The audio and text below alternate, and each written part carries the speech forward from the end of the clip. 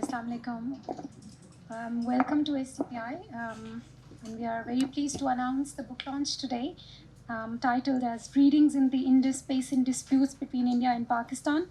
An academic selection of articles, commentaries, newspaper reports, legal text, arbitral awards, 1948 till 2018, compiled and edited by Barrister Nasim Ahmad Bajwa sahab.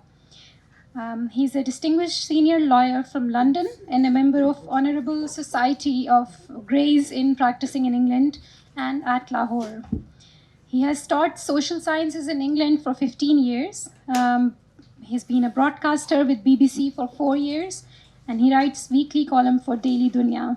He's a founder member of Movement for Radical Reform and People's Participation in Pakistan and president of British Pakistani Lawyers Forum.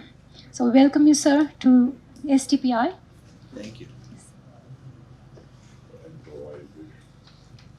While water treaties have played an important role in peaceful resolution of water-related conflicts, although the mode of negotiation could be different, may vary from treaty to treaty, a number of structural faults make them unprepared for the future needs. The Indus Water Treaty is perhaps quoted as the most renowned water-sharing mechanism in the recent times. Against all the odds, the treaty has fulfilled its top descriptions of being a mechanism providing a moderately reliable framework for the peaceful resolution of water-related conflicts. So the Indus Basin has a total area of 1.12 million square kilometers, with Pakistan covering about 47%, India 39%, China 8%, and Afghanistan 6%. And the population and the economy are heavily dependent on an annual influx into the Indus River system, accounting for 19.5% of GDP, 42.3% employment, and more than 60% of its exports. So with that, I would also like to introduce our other guests with us. We have Ambassador Shafkat Kakakil sahab. Welcome to the panel. He's STPI's Board of Governors since 2013, and he's a former member of Pakistan's Diplomatic Service and also served as Deputy Executive Director of the United Nations Environment Programme for nearly a decade. He joined Pakistan's Foreign Service in 1969 and served in Pakistan's diplomatic missions in Beirut, Cairo, Bonn, New Delhi, and Nairobi in different positions. Since retirement, he is contributing to environmental protection and sustainable development in Pakistan through membership of Task Force on Climate Change, Advisory Group on Climate Change, and the Board of Governors of SDPI and several other organizations. Then we have with us our Honorable Dr. Shaheen Akhtar, who is a Professor of Department of International Relations at National Defense University, Islamabad. She specializes in South Asia regional security and stability, conflict resolution and peace building, non-traditional security, water security and management, gender and peace building, and foreign policy of major powers.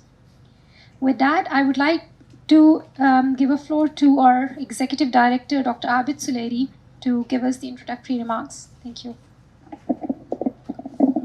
Thank you, Dr. Hinastam, and let me take this opportunity to formally welcome Barrister Nasim Ahmad Bajwa sahab, who has literally flown this morning from London to be part of this event, and I was amazed and envious of his energy when I came to know that actually it is this morning he landed and then he didn't sleep. He was preparing for the book launch, and he said that he will go to bed after this book launch and after the reception. Or maybe during. Yes. So, ladies and gentlemen, it's always an honor to host Nasim Bajwa at STPI. This is his fourth book that we are launching at STPI. This one, it's of particular importance, not only because it's about Indus water, but of course it's about water. And water, as we know that we are saying that future geostrategic issue, one of the major geostrategic issue would be water, and the issue between India and Pakistan, the water issue, I think that would be extremely important. Now, having got quick glances of this book, I can assure you that this book is a wonderful piece of research. The preface that he has written, of course, is an anthology of different articles which appeared in academic as well as in opinion pieces, both in Pakistan as well as in India. But the preface that Mr. Bajwa wrote himself, it presents an excellent synthesis of the current discussion and debate around Indus Water Basin water issues. What are the current stances by Pakistan, by India, and what are its legal implications, what are its environmental implications. And he has connected it with this unfinished agenda of partition of 1947, that in fact it was the whole, the grassroots of the issue goes back to the partition plan that actually sowed the seed of this dispute. So Bajwa Sahab has tried to present a very balanced picture of the issue, and I'm using the word balance because in legal world and in legal fraternity where he belongs to, of course his job is to present the fact, and then of course it's through argument that one can build the case. So he has tried to build the case for Pakistan, but first he has presented the facts in a very balanced manner. So the book is released by Grosvenor Publishers in the UK, but Bajwa Sahab, I'm not sure what sort of copyright protection arrangements you have made, but if this book can be available as a PDF on their web issue, I'm sure that readers in Pakistan, they would be able to get benefit of it. He was telling me that he actually negotiated with the publisher not to price this book for more than 30 pounds, which is just the cost price of publication, which is an excellent initiative.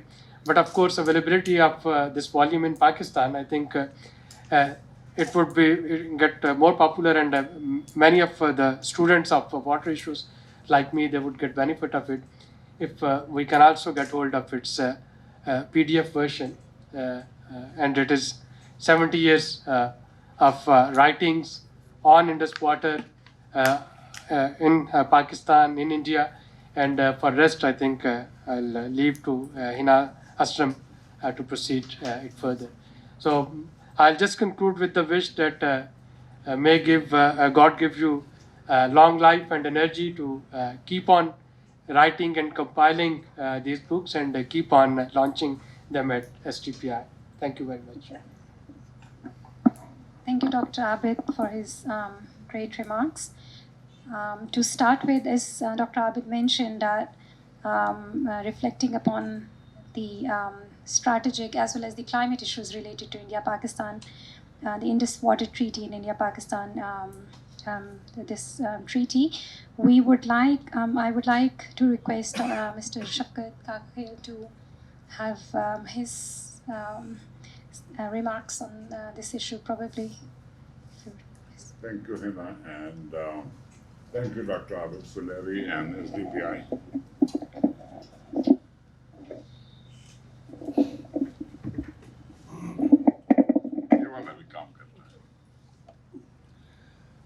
I would like to thank SDPI and Dr. Abid Sulevi for kindly inviting me to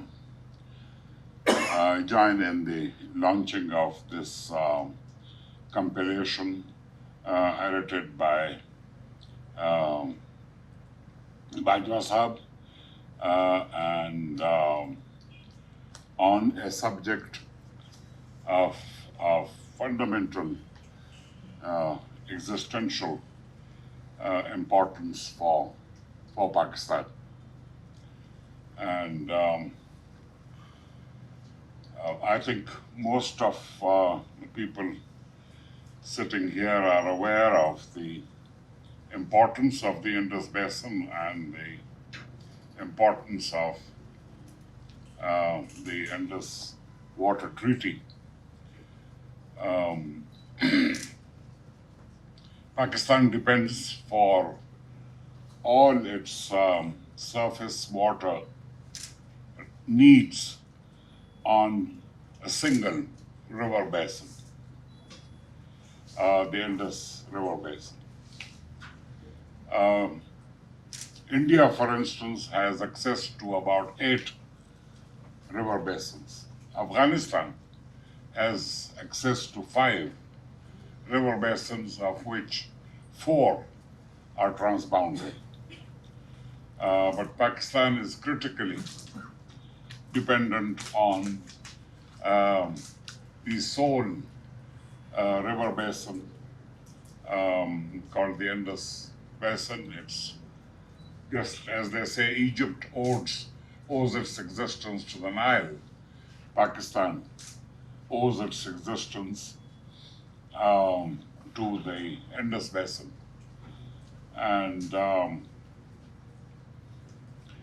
the Indus Basin waters, or Indus, was one of the 2 major problems that Pakistan had to face immediately after its establishment.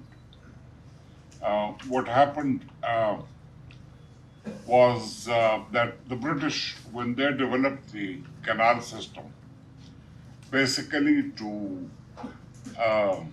save India from the famines that were visiting the subcontinent quite frequently. There were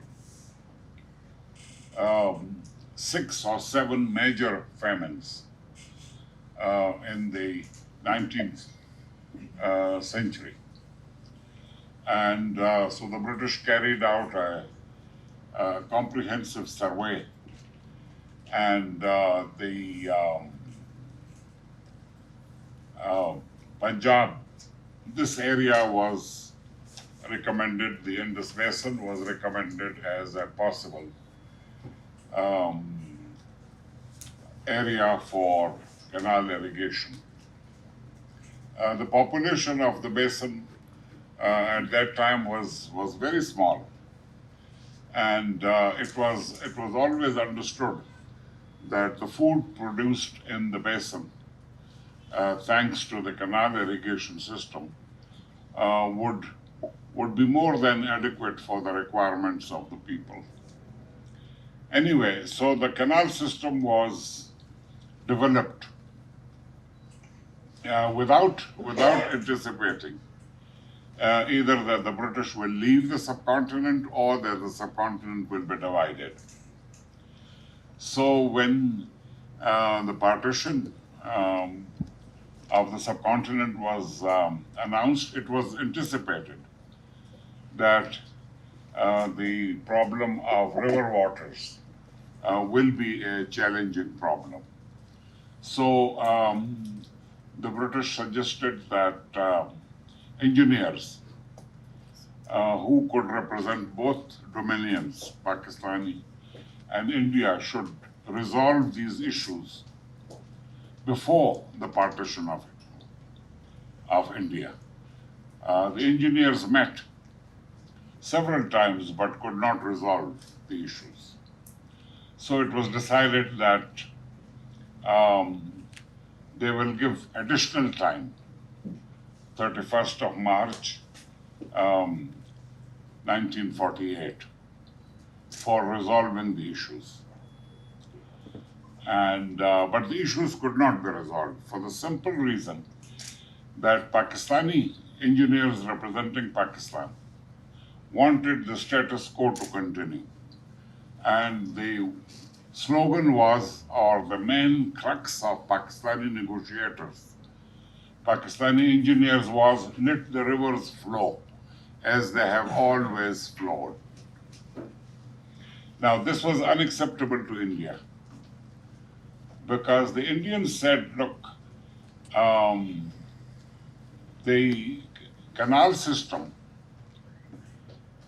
supports most of the land in Punjab and Sindh, and some land in the Northwest Frontier Province.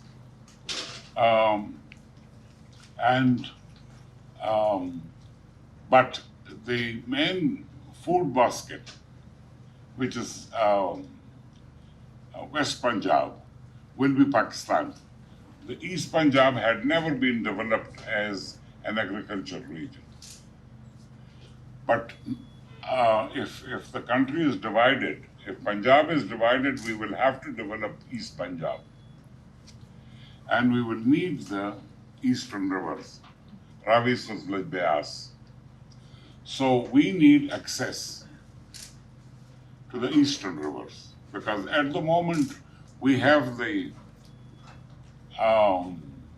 system, the canal system for managing the flow of water through the canals, but we don't benefit. East Punjab does not benefit from the canal water. Anyway, the issues could not be resolved. Now, Pakistani engineers and the government requested India to extend the period, but India refused. So 31st of March 1948, the standstill agreement expires, and on the 1st of April, India turned off the supply of water. And within 3 or 4 days, even Lahore had problems in getting water for the city. And Pakistan, of course, was traumatized by this and requested India. But the Indians said, we will resume water if you accept the proprietary rights of East Punjab over these rivers. And you also pay for the canal system. And there were discussions. We had the provincial ministers who flew to Delhi and also to Simla, and an agreement was actually signed.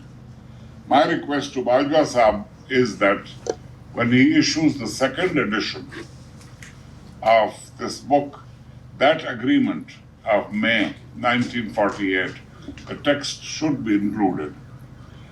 That agreement became controversial because Pakistan said when the central government saw the agreement that was negotiated, they said, idiots, how could you agree to pay India for water? No country, nobody pays for rivers, river waters coming into its territory.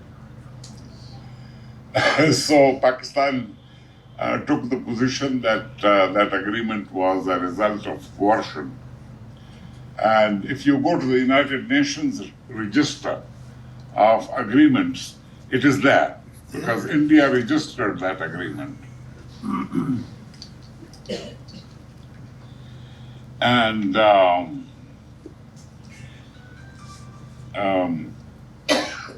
but Pakistan does not accept the validity of that agreement. Anyway, Jawaharlal Nehru initially supported East Punjab's position, but later on realized that India would get a very bad publicity if it refused water to Pakistan. So he instructed the East Punjab government to resume the supply of water. So water was resumed, but and negotiations continued until the end of 1948-49, but with no result because of the two positions as I mentioned. And later on, I don't want to go into the details of the negotiations, but basically the Indus Water Treaty is a very strange treaty. It's a strange treaty because nowhere in the world has it happened that the rivers, the tributaries of a basin, are partitioned, are divided between the riparians. So this is the first agreement which sanctions the partitioning or the division of the 6 rivers that constitute the basin. There is the Kabul River, and but since there was no dispute with Afghanistan over that, it was not included in the agreement. There was no dispute between Afghanistan and Pakistan over the Kabul River. So it is not a perfect agreement. A perfect agreement concerning a river basin would be one which provides for cooperation between the riparians on the development and utilization of a basin. This is a divorce settlement. When the 2 countries could not agree, they agreed on dividing the assets. When a couple cannot get along, they decide to divide whatever they have acquired together. It is also not an agreement that the World Bank had envisaged, because the World Bank had agreed to facilitate the negotiations only and only if the 2 countries agree to the cooperative management and development of the basin. And both countries, the prime ministers, signed the agreement that was suggested by the World Bank. And but the 2 countries could not agree on the World Bank plans, which were disclosed to the 2 governments in 1954. And ultimately, it was decided that the Indians continued to ask for the eastern rivers, exclusive control over the eastern rivers and sharing of the western rivers. That was the Indian position. In Pakistan, there is resentment because the agreement, the Indus Water Treaty, is largely based on the Indian draft. Of course, the Indian had offered much less on the western rivers, or they had demanded much more on the western rivers. Eastern rivers, they wanted 100%. And it is, I think, an agreement that was the best agreement possible, because the World Bank, towards the end, they got fed up. And they said, look, if you don't agree, we will wash our hands off. And so Ayub Khan had no choice. He had a position, Bajwa Sahab mentions this in his foreword, that all the dozens of officers that he consulted opposed the treaty. He mentions it in Friends Not Masters also, that he faced fierce opposition from his officers. But the World Bank had told him that, look, if you don't agree, then you can have a war with India. If you can win it, you're most welcome. But we would not suggest that. In my view, having studied all this, and I've published also on the subject, Pakistan agreed to the Indus Water Treaty for 2 main reasons. The first reason was that the western rivers, which carry 80% of the basin water, was allotted. The 3 rivers, Indus, Chenab, and Jhelum, they have 80% of the basin water. Those were to flow into Pakistan. India was allowed limited uses, no more than 4 million acre feet, in a basin of about 180 million acre feet. So that was why Pakistan agreed. The second reason why Pakistan agreed was that the World Bank agreed to provide for civil works to enable Pakistan to take the water of the western rivers to the areas which were hitherto irrigated by eastern rivers. So Chaudhry Muhammad Ali in his book mentions this, that he spoke to Pakistani engineers and says, "Bhai, koi tarika batao. Tell me how to resolve this issue." And they say, there is one way, that we store the western rivers water because we don't need all the water. We need it during the lean months. Now, the Indus civil works, which the World Bank not only accepted in principle and included in the negotiations, but also offered to raise money for it. Pakistan was then in the Western Alliance. So America actively supported Pakistan and twisted the arms of countries like even Australia and New Zealand, Germany, Canada, Britain to pay for the Indus works. The total amount was no more than $1.2 billion, but that is equal to about $30 billion today. Just to get the magnitude of the civil works, two dams, Mangla and Tarbela, each would cost $25 billion today. 8 link canals, 2 barrages, 3,000 tube wells in the public sector. These were to enable Pakistan to do without the eastern rivers. Because 80% of the land irrigated by the eastern rivers was in Pakistan. The implementation of the treaty was okay the first 14, 15 years. The treaty was signed in 1960. Until 1975, no problem. Pakistan, in a remarkable display of efficiency, we've never produced anything comparable to that. The World Bank was very sympathetic, and they said, this poor country, they may not be able to complete all the civil works. So Pakistan was supposed to finish the civil works in 10 years by 1970. And it kept saying, give us 15 years. India refused. So the World Bank made a provision, included a proviso that if Pakistan cannot complete the civil works, then India will continue to provide water but on payment. And the terms will be negotiated under the auspices of the World Bank.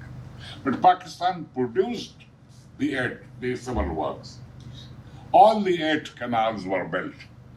The 2 work on Mangla was built, Tarbela was begun, the barrages were done, and it was a remarkable display of efficiency by a poor developing country with very poor governance and structure. Now, the only issue on which there have been all these disputes from 1975, the Salal Dam, to today, till today, are the construction of hydropower projects by India for utilizing the western rivers, while the rivers are still in India-held Kashmir and in India. That is the sole problem which has given rise to disputes. But one of the most remarkable features of the Indus Water Treaty is the dispute settlement mechanism. No other treaty that I know, and my organization, the organization I worked for, maintained the International Register for Water Treaties. No agreement anywhere in the world has the kind of elaborate dispute settlement mechanism that the Indus Water Treaty has.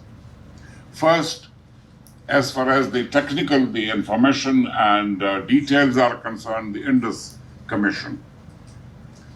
If they cannot resolve the issues and the issue is technical, a neutral expert.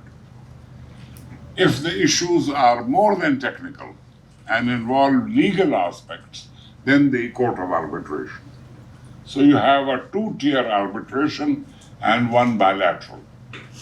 All of them have been tried. But by and large, the Indus Water Treaty has served both countries well. And it is an agreement that is cited as a spectacular example of successful water diplomacy. All international textbooks, Dr. Shaheen will tell you, mention the Indus Water Treaty as a model treaty that has survived 3 wars between India and Pakistan.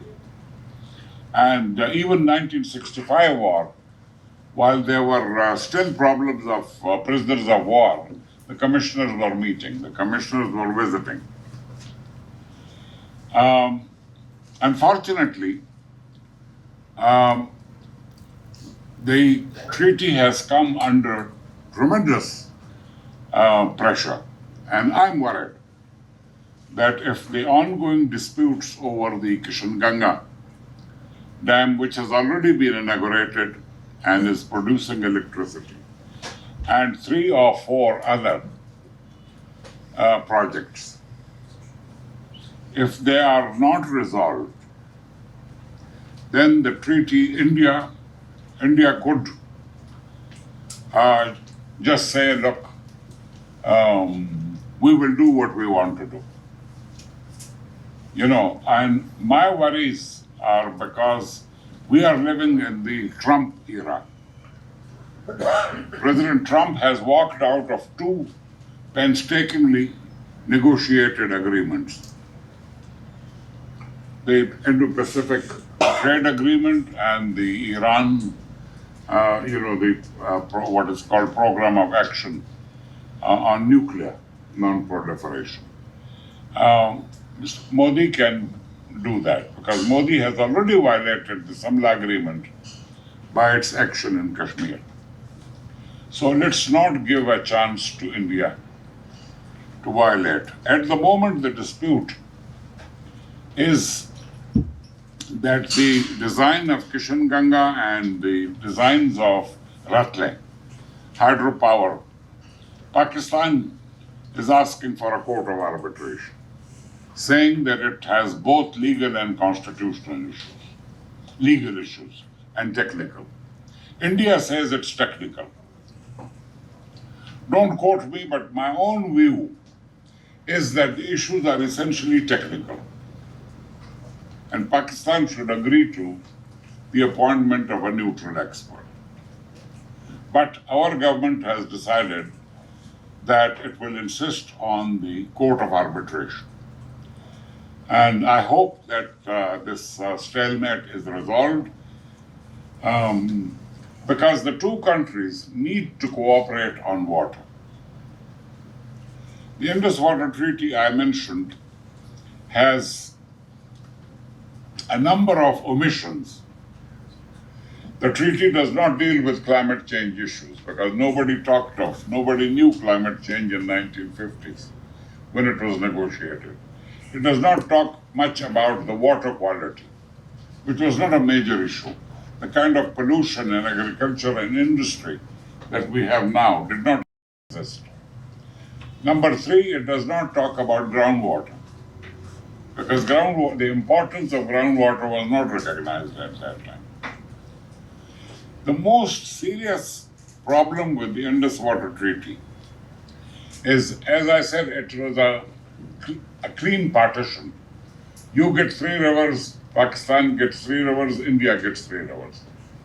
Now, we assume that the western rivers, the bulk of the water, all the water will come to Pakistan. What if the quantity of water is reduced because of climate change? How will Pakistan?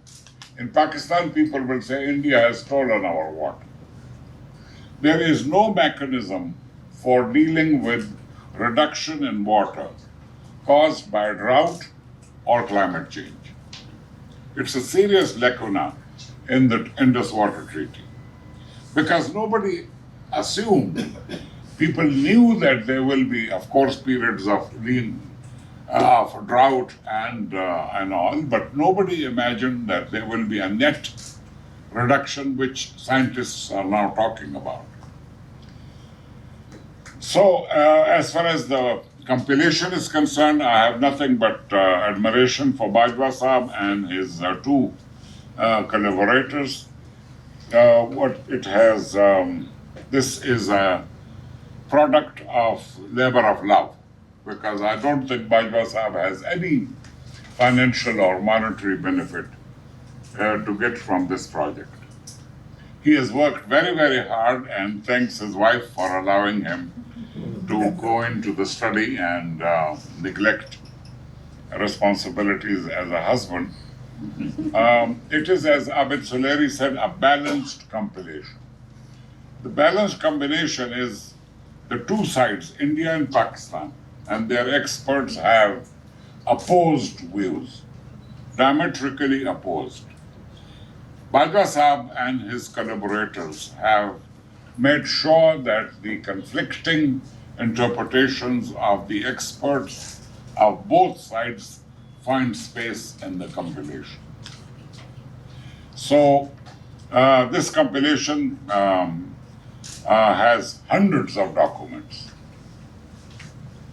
and will be enormously useful to journalists, to scholars, to experts. If I was asked how to design the book, I would have given suggestions. Like now the documents are cited without any thematic or chronological discipline. So you start with two articles by Arshad Abbasi. Then you go to other articles, but it does not start with comments, say, immediately after the treaty. No, it doesn't follow any thematic order. Are the objections to the treaty, which aspects of the treaty are being objected to? Then towards the end, the three parts, I mean, you have the main part and you have three other parts.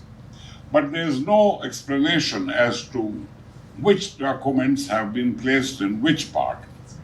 What is the rationale behind placing documents in part 1, part 2, part 3?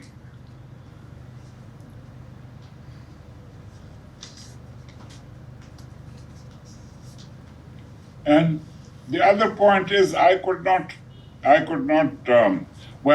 book is dedicated to 1.5 billion people of the subcontinent. But normally, Bajwa Sahab, people say that basically the basin supports 300 million people. The 200 million of Pakistan and 100 million of East Punjab and Haryana and Rajasthan.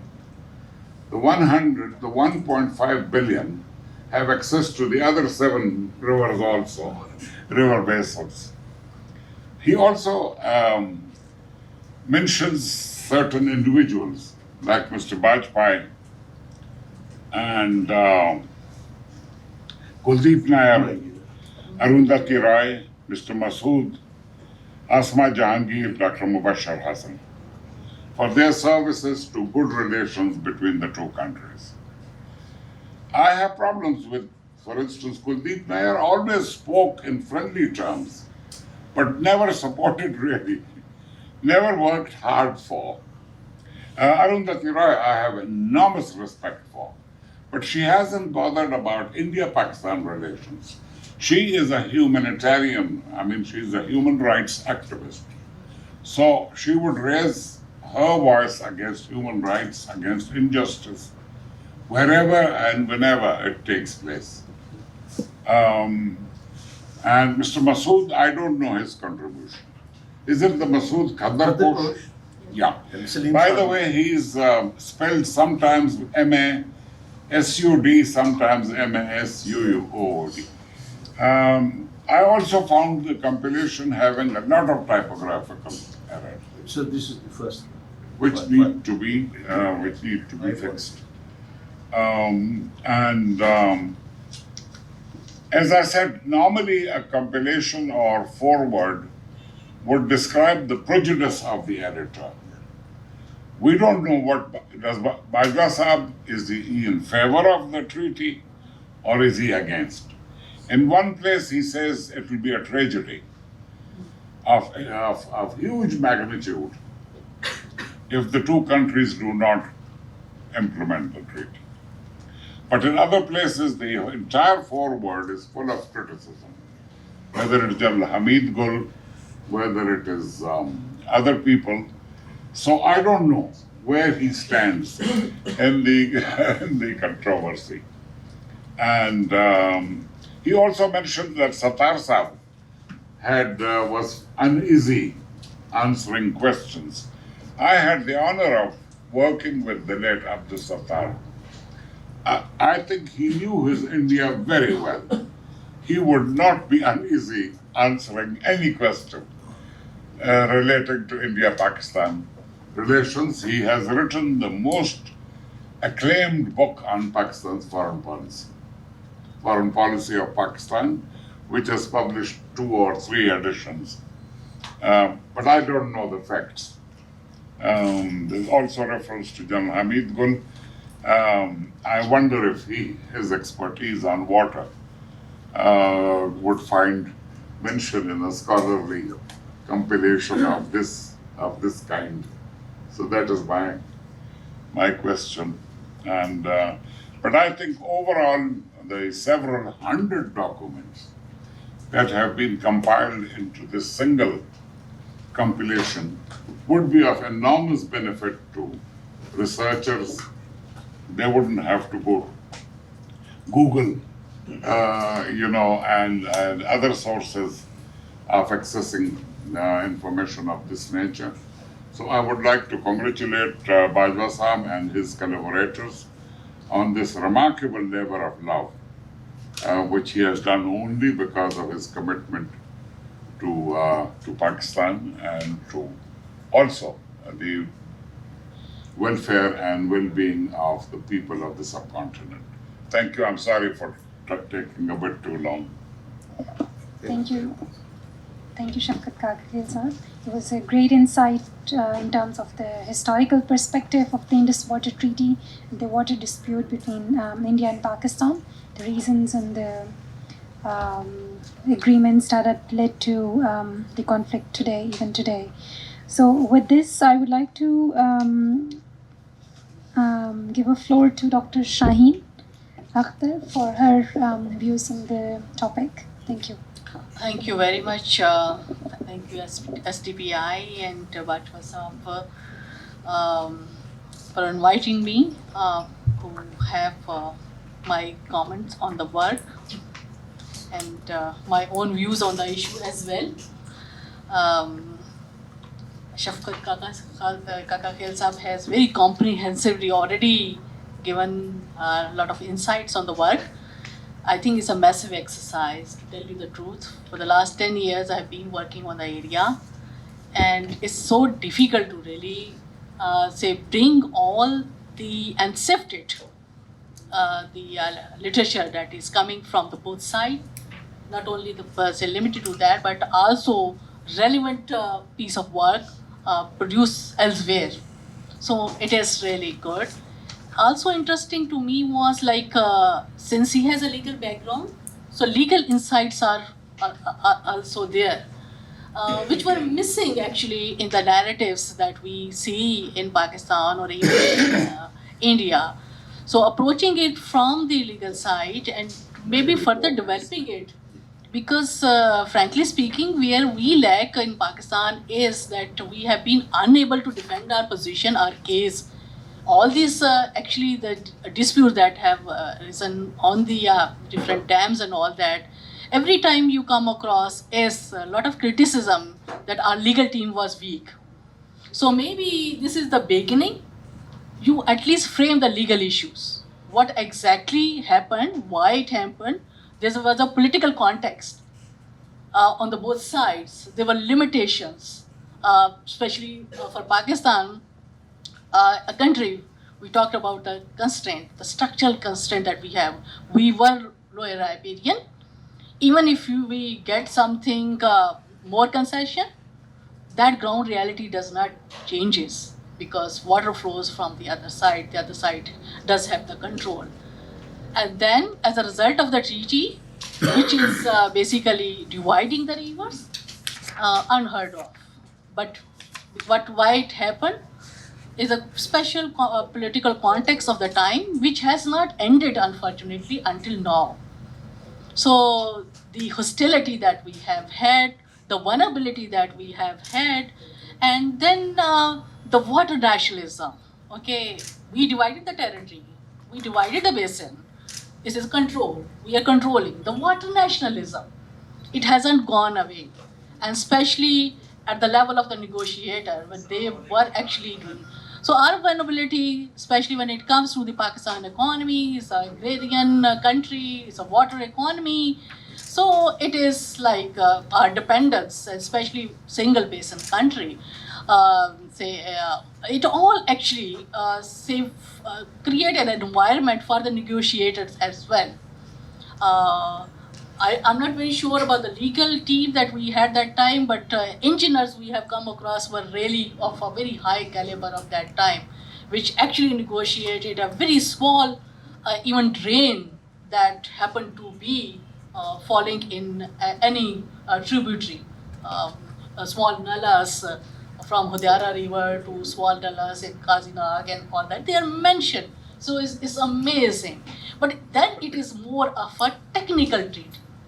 So it's a more of an engineering. It's a more from the hydrological approach that they were saying that how much water, okay, you will have, we will have. So it's about allocation, distribution that really had the primacy, and that satisfied at that time. Okay, if this much water, even now it is, if the water reduces, that means it's a quantity which matters. But the quality, as being pointed out by Ambassador Saab, is nobody is caring about. The quality has really gone down.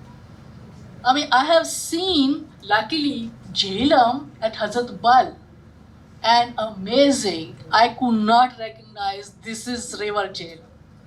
So it was Dal Lake. You cannot recognize, full of weeds. So much deterioration of the water bodies, the lakes and all that. This is a new emerging issue. When it comes to the framing, from the legal to the emerging issues that we are facing today, the water bodies are facing today, has to be brought into the debate. They are very relevant to us. Now we stand at a juncture where the issue of environment is really becoming very important. So we lost eastern rivers, yes, because they were divided. But what about the ecological flows of those rivers, which is a right of the water body, as well as the right of the people living downstream? And that is also linked with the groundwater management, which is missing in this treaty. They talked about the surface water and limited surface water of these tributaries alone. And they ignored, in fact, when there was a reference to the quality of water, but it was never developed. Because when you talk about, they should talk about the watershed management. We haven't come across, but there is a very good clause within the treaty, within the purview of the treaty. It is Article 7, which talks about a common interest in the optimum development of the rivers, and to that end they declare their intention to cooperate by mutual agreement to the fullest possible extent. It never happened. So to me, it's an underutilized treaty. why we did not have any dispute with India till 74-5. Neither India nor our side had reached a point to really create that kind of a situation.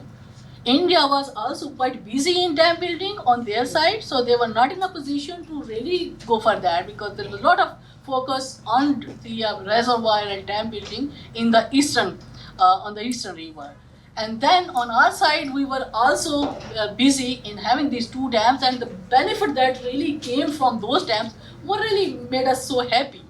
So it is not. It is only Salal a bit, and then when India started really using western rivers, which we thought they are ours because we are actually having access to the unrestricted flows of those rivers. So we forgot that those rivers also flow from the Indian controlled area to Pakistan, and we happen to be the downstream country. And this treaty does not put any limit on the number of the dam that India can build on the western rivers. So that is the area where there is no number, it's a grey area. There are certain limitations given in the annexures, good enough, they are very good. But the thing is, unless, so it is not a dam alone which is really hurting Pakistan interests.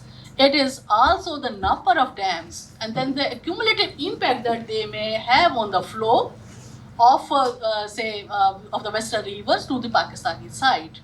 One. The two is the control that they provide, because the dam building in Indian side, on the Indian side has been not really giving any,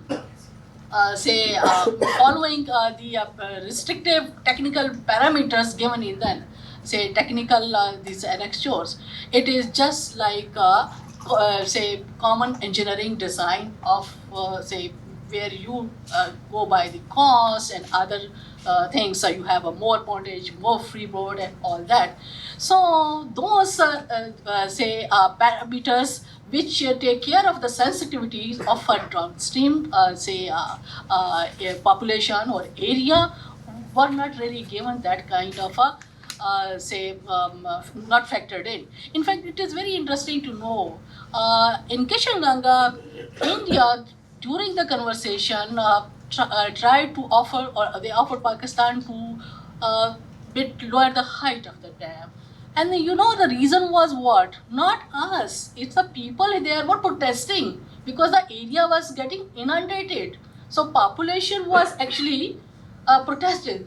So it is like there are different dynamics in play, and it's very interesting to see even within the Indian side of Kashmir, you have different narratives in each region. We probably never gave that kind of attention. Janab comes through Jammu, so you know what has happened to Jammu right now. Jhelum comes through Valley, and the Indus through GB, Ladakh. So 3 regions, 3 rivers, and if the way, politically the way they have now tried to dispose them off, what does that mean to us and the western rivers and the right that we have? Because this is us all political, and the narratives are very different. For instance, you have given our right, you have sold us, give us compensation and all that. So it was very interesting because I've been part of the Kashmir conversation in track 2 as well. When you meet up someone, engineer or some civil society actor from the valley side, he's very open, she's very open to work with us, and we can share the benefit. But when it comes to Jammu, there is a very different narrative. Chandra and Bharga, you know, the latest reports that I came across, Hamachal is saying, because this is comes out of the confluence of 2 rivers inside, the confluence is inside the Jammu region, but flow from Himachal. Himachal is very important to us because it is our watershed of the western rivers. So if they, and even the smaller remarks that they would like, the people would like to have their rights to those rivers, that means that if they don't really allow that flows, natural flow, to really go to the river, what does that mean? So there's a lot of complexity now being added to these issues, which we should be mindful. Climate change, Shafqa Saab has already talked about it. It's not only the say lean period, drought management. It also the issue of flooding, how to deal with the flooding part when you have excessive water. So flood management on that is equally important because that devastates the downstream. The issue of whether India can scrap this treaty within the four wall of the treaty, India cannot, because there is a clause within the say a treaty which says it can be replaced only by another treaty. One. The second thing is there have been discussions going on in India about Indus 2, whether it should be building on the Indus Water Treaty or it should be sort of moving away from that. So what is it?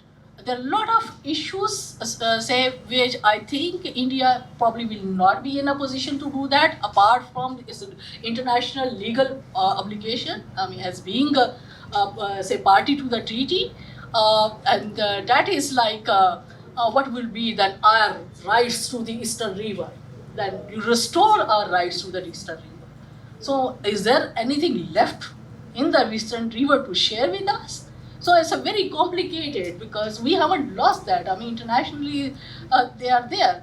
The other thing is their capacity to build dams. I mean, in the next 10 years, 20 years, or 30 years, till we get to another, era of where we have a decline in the river flows because of the climate change.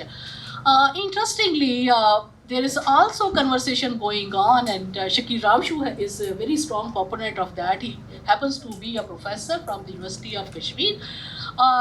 Go for small dams, and I think that was the idea, because big dams under the condition of climate change are very vulnerable in in an area which are very prone to seismic, because their fault lines, even Bhagler is built in that. There's so much silt is coming. These are these rivers carry a lot of silt. So that was one of the argument that has been played by the Indians, since it is carries a lot of silt. So we should really have the design which really allows us to flush it. Bhagler was a very perfect case of that. But the thing is, these dams probably will face a lot of problems, may not be tenable, but Modi's mantra is very interesting. In India, the narrative is Modi hai to mumkin hai. So every time from 2001 to now, the threat, coercive diplomacy is going on, and the idea is that you just tell the other side you are vulnerable to us and we can do this to you.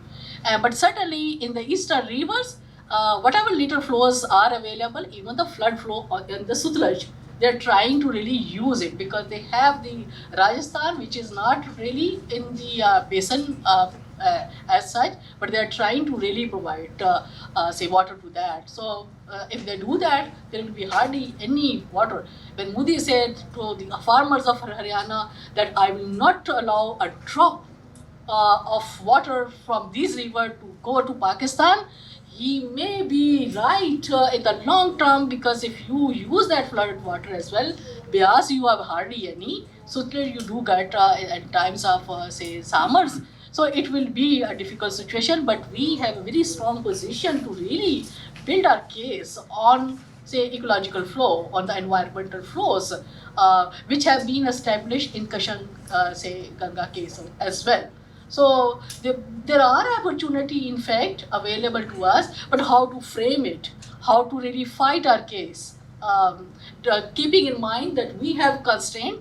Probably we cannot come out of this treaty better. You see, it could be worse, because India has a history of maximizing its rights on the treaty. And why they are trying to really maximize their rights on the Western River? For them, that is a question. Nothing else. That is for hydropower generation. And they are taking it from Kashmir to rest of India. because they're putting it in the national grid. So the initial idea was that it is meant for the people of Kashmir, the local people. It's no more. Those people are suffering this power deficit.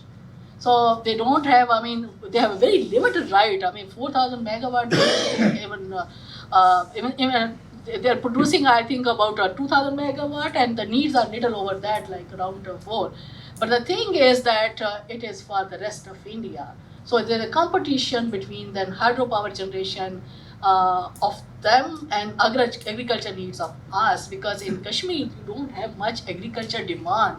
Even 1.3 MAF that has been allocated under the treaty remains unutilized or underutilized.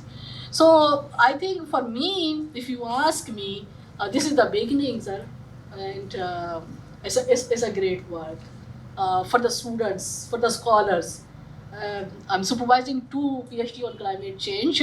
One is complete, the other is about the policy side.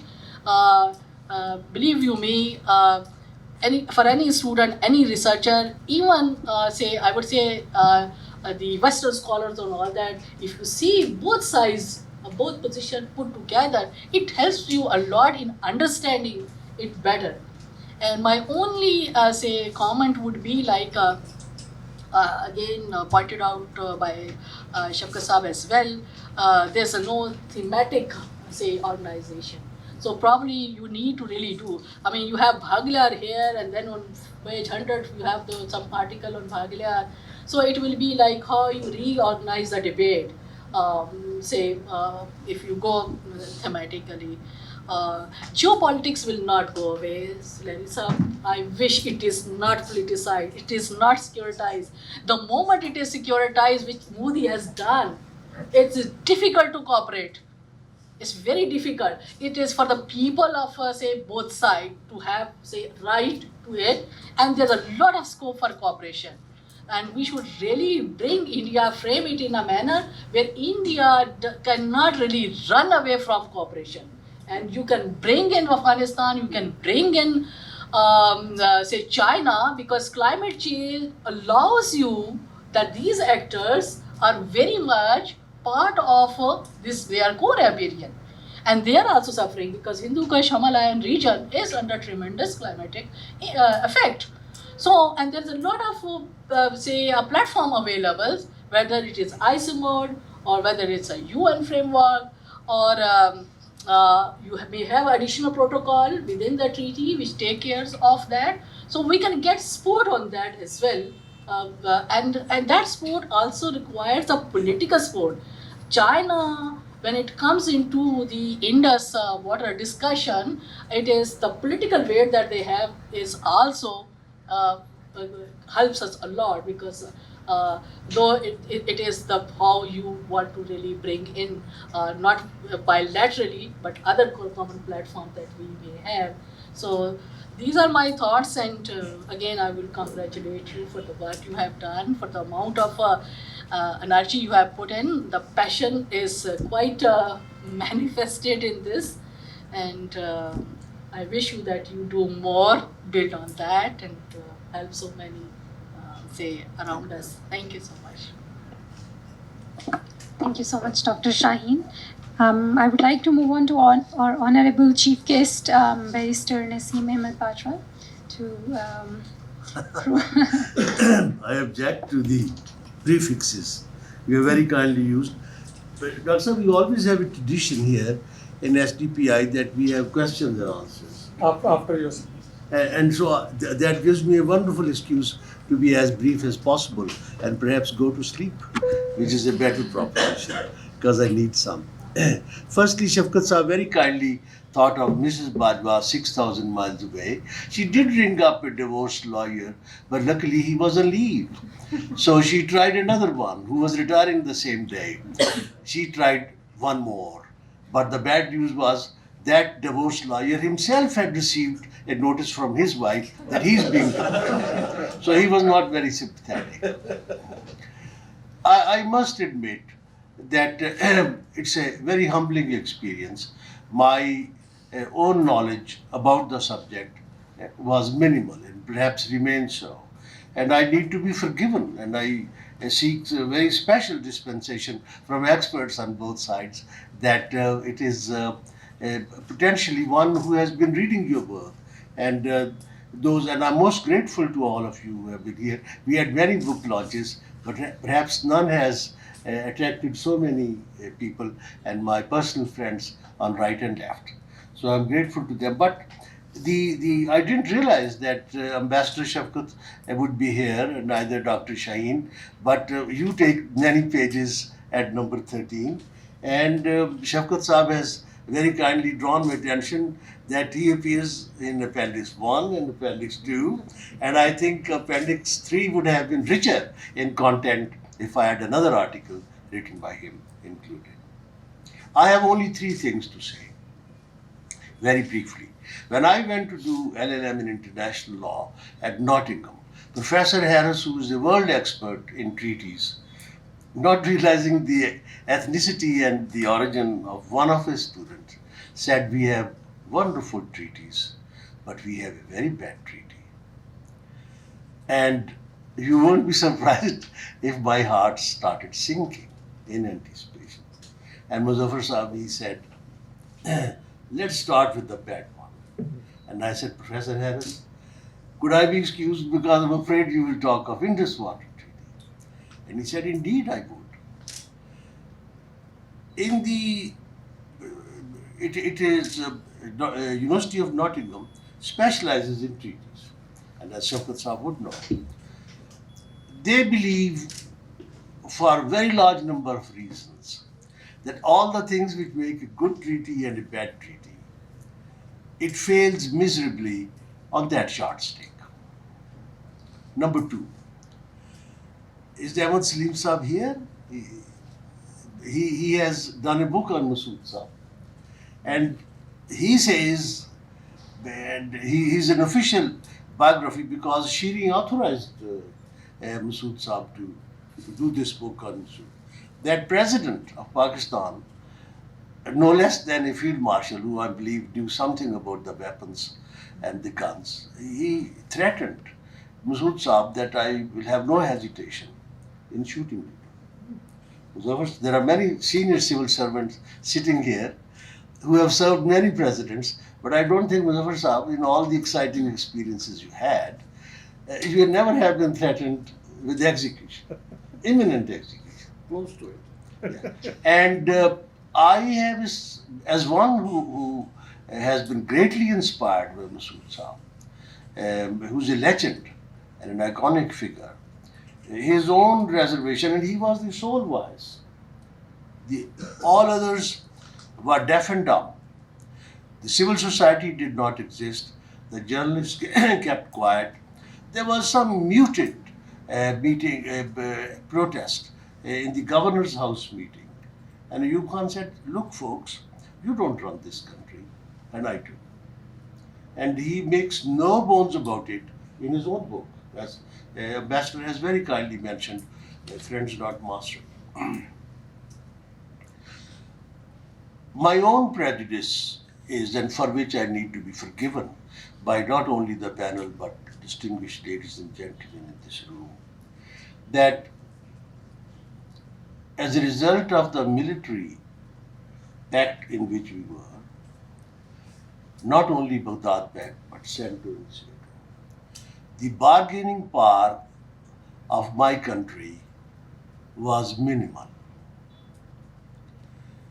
And he, on legal grounds, when I meet the lawyers from Kashmir, they say, "You had no business to talk about rivers because Kashmir was not represented. Kashmir is not a territory." They said, "You treat it as a territory, like we in villagers have a real estate dispute."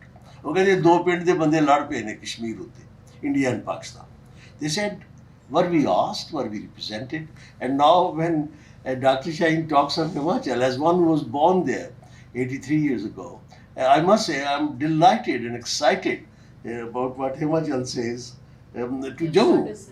And I hope that because they originate from Himachal, both Satluj and Yeah, it's Chandra and Bharga. Chandra So and they Bharga. join and become Chenab. They become Chenab. So that's Chenab. Shafkat Sahib was a bit puzzled by sort of a contradiction in what I write in my rather long preface. This is just like one of my sons recently. He said, "Dad, I would like to divorce my wife." I said, "Firstly, I didn't want you to marry that girl, and now I don't want you to divorce that girl. You have been married to her for 25 years, and you have children, and you better stick to her." I wish that we could have shared this, the Indus Basin. All over the world, riparians share like water. सूरज की रोशनी और ताज़ा हवा ये divide नहीं हो सकती. This is no could you forgive me for saying it's unparalleled in human history. You know much about treaties. हवा का वायदा नहीं हो सकता, पानी का नहीं हो सकता. We in villages have got, we know how to share the water. Now that the treaty is there, and Dr. Shane has very kindly mentioned, what we never thought that those glaciers and the holy glaciers, the snows on Himalayas from which these mighty rivers flow, especially Indus, the glaciers themselves are shrinking. So we are fighting about a cake which keeps shrinking. And in the end, we would have to find that the climate has perhaps made the 1960 treaty a bit redundant. And in those times, big. It wasn't factored in actually. But there's not a word about climate. No, it wasn't. And big dams, am I right in saying that in 60s, big dams in China and elsewhere were in fashion? Everyone wanted to. We did build the Mangla and Tarbela. They are in fashion in Pakistan even now. Even now, we are always keen on things which are disastrous. We have a great liking for disasters. And big dams, on the whole, after about half a century of a layman's study of water, and I must say that I feel extremely humbled sitting by two experts on either side. It's not a comfortable afternoon I'm having. But big dams now, on balance, are out of fashion. We need, and now Dr. Saab will bear me out, that one reason why we lost an international dispute, that India said the water which they have is wasted. They are talking about, am I right? Now this narrative is coming into play. The water if we have which Kalabag Dam, then it is all right. If we build the Kalabag Dam, it will not be wasted. Yes, this is what I told a gentleman who, under the influence of whiskey, said, and his name is Musharraf, said, "I must ask you a blunt question. Do you like me?" I said, "It's not a good question because liking is an understatement, liking and disliking. I wish I could do what you wanted to do to Masood Saab." He said, "Why?" I said, "You had an absolute power in the beginning, and apart from, and you could have built this dam, the Kalabag Dam." And Shaukat Saab would agree with me, I hope he does, that it would have given immense opportunity to us to irrigate lands which we can't, produce electricity which we need. Shaukat Saab doesn't look too happy. I have problems about All large right, dams. all right. With larger dams, I must say I share with fellow panelists my suspicion. This agreement at best was, and I have produced by immense research, even photocopies of the World Bank original documents, which show that the agreement was under rather dubious circumstances at best. And Ilif and those people were also said, "Well, you better then get ready, General, you better get ready for war. Either you sign here." I wouldn't go as far as saying it was blackmail, but diplomacy with gloves off. and very rough threat. And Americans are not known for being diplomatic. Now, where do I stand? I have tried not to edit it as a Pakistani scholar. There were three viewpoints: Pakistan, India, and World Bank.